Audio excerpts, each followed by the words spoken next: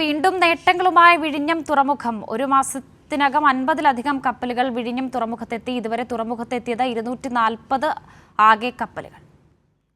വിവരങ്ങളുമായി സുലേഖ ശശികുമാർ കൂടി ചേരുന്നുണ്ട്. സുലേഖ, ഈ മാർച്ച് മാസത്തിൽ മാത്രം നോക്കുകയാണെങ്കിൽ 53-ലധികം കപ്പലുകളാണ് അവിടെ എത്തിയിട്ടുള്ളത്. അപ്പോൾ വികസന കുതിപ്പിലാണ് വിഴിഞ്ഞം. തീർച്ചയായും കേരളത്തിന്റെ വികസന കവാടമാണ് വിഴിഞ്ഞം തുറമുഖം. അത് അതിലേക്ക് വളർന്നുകൊണ്ടിരിക്കുന്ന ഒരു കാഴ്ചയാണ് നമുക്ക് കാണാൻ കഴിയുന്നത്. എന്തായാലും ഒരു മാസം, അതായത് മാർച്ച് മാസത്തിൽ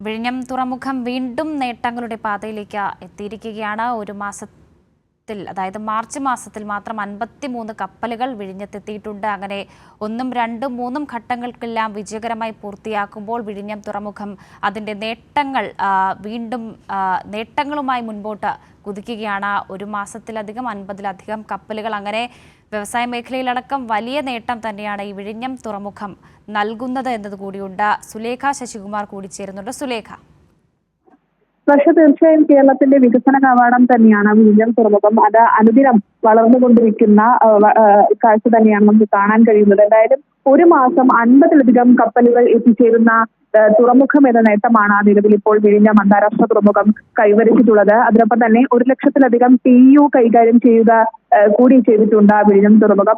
നേരത്തെ വർഷം സൂചിപ്പിച്ചതുപോലെ തന്നെ മാർച്ച് മാസത്തിൽ 53 ചരക്ക് കപ്പലുകളാണ് തുറമുഖത്ത് എത്തിച്ചേർന്നത്.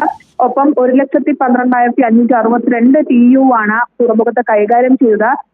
ഇക്കാര്യങ്ങൾ മന്ത്രി VN വാസവനാണ് അറിയിച്ചിട്ടുള്ളത്. അതിനൊപ്പം തന്നെ വിഴിഞ്ഞം അന്താരാഷ്ട്ര തുറമുഖത്തിന്റെ വാണിജ്യാടിസ്ഥാനത്തിലുള്ള പ്രവർത്തനം ആരംഭിച്ചത് മുതൽ ട്രയൽ അടിസ്ഥാനത്തിൽ കപ്പലുകൾ തുറമുഖത്ത് അടുത്തു തുടങ്ങിയ ജൂലൈ 11-ാം തീയതി മുതൽ ഇതുവരെ, അതായത് മാർച്ച് വരെ 240 കപ്പലുകൾ തുറമുഖത്ത് എത്തിച്ചേർന്നിട്ടുണ്ട്. 4,92,188 TEU ആണ് തുറമുഖത്ത് കൈകാര്യം ചെയ്യുന്നതെന്നും കൂടി മന്ത്രി അറിയിച്ചിട്ടുണ്ട്. എന്തായാലും കേരളത്തിന്റെ വികസന കവാടമാണ് വിഴിഞ്ഞം തുറമുഖം. അത് അനുദിനം വളർന്നുകൊണ്ടിരിക്കുകയാണ്. ശരി സുലേഖ.